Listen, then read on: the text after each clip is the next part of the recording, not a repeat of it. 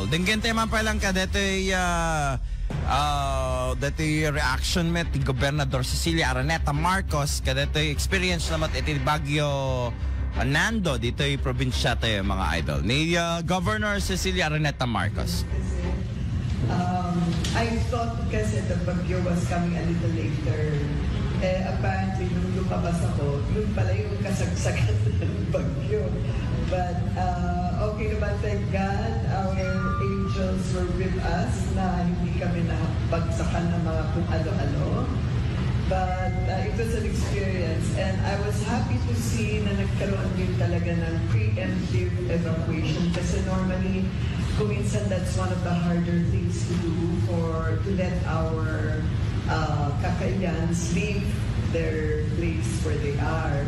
But thank God na marami pong nag-take advantage na magkaroon po ng preemptive evacuation para lahat po safe.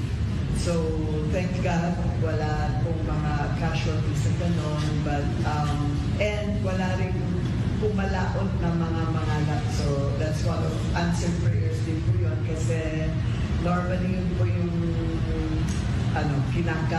nahihirapan ako kapag may bagyo at meron pa rin pumapalaot na mga mangalap.